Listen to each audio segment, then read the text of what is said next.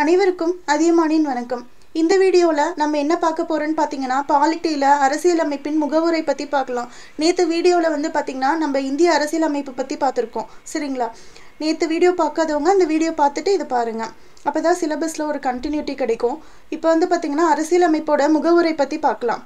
இந்திய மக்களாகிய நாம் உறுதியான ஒரு மனதான தீர்மானத்துடன் இந்தியாவை இறையாண்மை மிக்க மக்களாட்சி சமதர்ம மதச்சார்பற்ற குடியரசாக உருவாக்குகிறோம் அப்படின்னு சொல்லி கொடுத்துருக்காங்க இல்லையா. இது பார்த்திங்கன்னா அந்த ப்ரியாம்பிள் பேஜ் நமக்கு ஸ்கூல் புக்லேயே கொடுத்துருக்காங்க.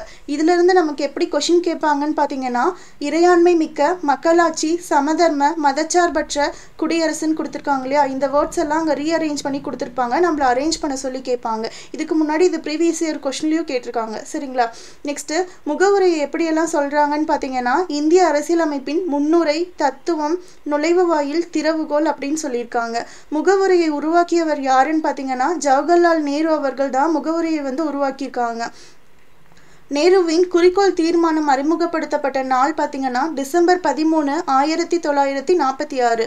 நேற்று பார்த்தீங்கன்னா இந்திய அரசியலமைப்பில் அரசியல் நிர்ணய சபையோட முதல் கூட்டமாக டிசம்பர் 9, 1946 நடந்திருக்கும். அந்த கூட்டத்தோட கருப்பொருளாக டாக்டர் சச்சிதானந்த சின்ஹாவை தேர்ந்தெடுத்திருப்பாங்க அப்படின்னு சொல்லி பார்த்தோம் இல்லைங்களா. அதே மாதிரி ரெண்டாவது கூட்டம் டிசம்பர் 11, 1946 அரசியல் நிர்ணய சபையோட நிரந்தர தலைவராக டாக்டர் ராஜேந்திர பிரசாத் அவர்களை தேர்ந்தெடுத்திருப்பாங்க அப்படின்னு பார்க்குறோம். அதே மாதிரி இப்போ பார்த்தீங்கன்னா டிசம்பர் 13, 1946 நேருவின் குறிக்கோள் தீர்மானம் அறிமுகப்படுத்தப்பட்டது அப்படின்னு சொல்லி பார்க்குறோம். நான் ஏன் இவ்வளோ சொல்கிறேன்னு பார்த்தீங்கன்னா, ஃபஸ்ட்டு கூட்டம் டிசம்பர் 9, செகண்டு டிசம்பர் 11, இங்கே குறிக்கோள் 13. அப்போ 6 நம்பர்ஸில் வருது, சேம் இயர் தான். அப்போ ஈஸியாக நம்ம ஞாபகம் வச்சுக்கலாம். நேருவின் குறிக்கோள் தீர்மானம் பார்த்தீங்கன்னா அரசியல் நிர்ணய சபையால் ஏற்றுக்கொள்ளப்பட்ட நாள் பார்த்தீங்கன்னா ஜனவரி 22, 1947. ஓகேங்களா? முகவுரை நம்ம எந்த நாட்டோட அரசியலமைப்பிலேருந்து வாங்கியிருப்போம்னு பார்த்தீங்கன்னா அமெரிக்க நாட்டிலேருந்து தான். இதுவே முகவுரையோட மொழின்னு கேட்டாங்கன்னா நம்ம ஆஸ்திரேலிய நாட்டோட அரசியலமைப்பிலேருந்து தான் வாங்கியிருப்போம். நெக்ஸ்ட் பார்த்தீங்கன்னா முகவுரையின் நோக்கம். தனி ஒருவரின் மாண்புக்கும் நாட்டின் ஒற்றுமைக்கும் ஒருமைப்பாட்டுக்கும் உறுதியளிக்கும் சகோதரத்துவத்தை அவர்கள் அனைவரிடையே வளர்த்தல். அதாவது நம்ம நாட்டில் எல்லாத்துக்கிட்டேயும் ஒற்றுமை ஒருமைப்பாடு சகோதரத்துவம் எல்லாமே வளரணும் அப்படிங்கிறது தான் முகவுரையோட முக்கிய நோக்கம் அப்படின்னு சொல்லி சொல்கிறாங்க. 1976 42nd ஆக்ட் படி பார்த்தீங்கன்னா முகவுரை ஒரே ஒரு டைம் தான் திருத்தப்பட்டிருக்கு. இதுவும் ப்ரீவியஸ் இயர் கொஸ்டினில் கேட்டிருக்காங்க. முகவுரை எத்தனை முறை திருத்தப்பட்டதுன்னு பார்த்தீங்கன்னா ஒரே ஒரு முறை தான் திருத்தப்பட்டிருக்கு. 1976 42nd சட்டத்துப்படி பார்த்தீங்கன்னா சமதர்மம் சமயச்சார்பற்ற ஒருமைப்பாடு இந்த 3 வார்த்தைகளும் சேர்க்கப்பட்டிருக்கு. அதே மாதிரி முகவுரையில் சுதந்திரம் சமத்துவம் சகோதரத்துவம் இந்த 3 கருத்துக்களும் பிரெஞ்சு புரட்சியிலிருந்து தான் நம்ம பெறப்பட்டிருக்கோம். 1789 பிரெஞ்சு புரட்சியிலிருந்து. அப்போ இந்த கண்டென்ட் பார்த்தீங்கன்னா இதுவும் ஸ்கூல் புக்கில் பாக்ஸ் கண்டென்ட் தான். அதனால இது இம்பார்ட்டண்டாக படித்து வச்சுக்கோங்க. நெக்ஸ்ட் பார்த்தீங்கன்னா முகவுரைக்காக உச்சநீதிமன்றத்தில் நடைபெற்ற வழக்குகளை பற்றி பார்க்கலாம். ஃபஸ்ட்டு வழக்காக பெரும்பாரி வழக்கு 1960 நடந்திருக்கும். இந்த வழக்கில் என்ன சொல்லியிருப்பாங்கன்னு பார்த்தீங்கன்னா, முகவுரை அரசியலமைப்பின் ஒரு பகுதி அல்ல அப்படின்னு சொல்லியிருப்பாங்க.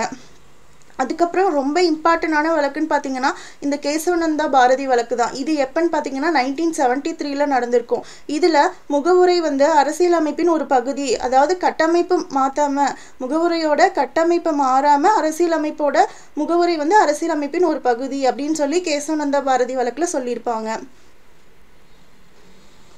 நெக்ஸ்ட் பார்த்தீங்கன்னா எல்ஐசி வழக்கு. இது 1995 நடந்திருக்கு. இதில் முகவுரை அரசியலமைப்பின் ஒரு பகுதி அப்படின்னு மட்டும் சொல்லியிருப்பாங்க. ஆனால் எஸ்ஆர் பொம்மை வழக்கில் பார்த்தீங்கன்னா 1994 முகவுரை பார்த்தீங்கன்னா அரசியலமைப்பின் ஒரு பகுதி அப்படின்னு சொல்லி வழக்கு உறுதி பண்ணியிருக்கிறது பார்த்தீங்கன்னா எஸ்ஆர் பொம்மை வழக்கில் தான் வழக்கை உறுதி பண்ணியிருக்காங்க. இந்த நாளுமே பார்த்தீங்கன்னா உச்சநீதிமன்றத்தில் நடைபெற்ற வழக்கு. அடுத்து பார்த்தீங்கன்னா முகவுரையை பற்றி அரசியல் தலைவர்களோட கருத்துக்கள் பார்க்கலாம்.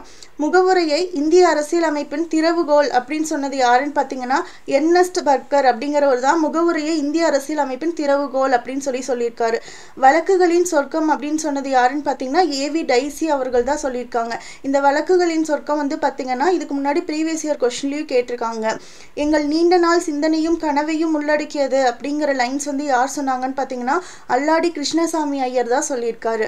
அரசியலமைப்பின் அணிகலன் அப்படிங்கிறது பார்த்தீங்கன்னா தாகூர் தாஸ் பார்காவா அப்படிங்கிறவர் சொல்லியிருக்காரு. அரசியலமைப்போட அடையாள அட்டை அப்படிங்கிறது NA பால்கிவாலாங்கிறவர் தான் சொல்லியிருக்காங்க. முகவுரையை அரசியலமைப்பின் ஆன்மா அப்படின்னு சொன்னது யாருன்னு பார்த்தீங்கன்னா பண்டிட் தாகூர் தாஸ் பார்காவா தான் சொல்லியிருக்காரு. நெக்ஸ்ட் வந்து பார்த்தீங்கன்னா நம் இறையாண்மையுடைய மக்களாட்சி குடியரசின் ஜாதகம் அப்படின்னு சொன்னது KM முன்ஷி அவர்கள் சொல்லியிருக்காங்க. இது எல்லாமே ரொம்ப இம்பார்ட்டன்ஸ் தான். இந்த நோட்ஸில் வந்து பார்த்திங்கன்னா எது எக்ஸாம் பாயிண்ட் ஆஃப் வியூவில் கேட்பாங்க அப்படின்னு சொல்லி இம்பார்ட்டன்ஸ் மட்டும்தான் கொடுத்துருக்கோம். இது ஒரு 10 minutes உட்காந்து படிச்சிங்கன்னா கூட உங்களுக்கு ரீகால் ஆயிரும். நாளைக்கு நெக்ஸ்ட் வீடியோவில் பாலிட்டி பற்றி இன்னொரு டாப்பிக்கோடு பார்க்கலாம். தேங்க்யூ.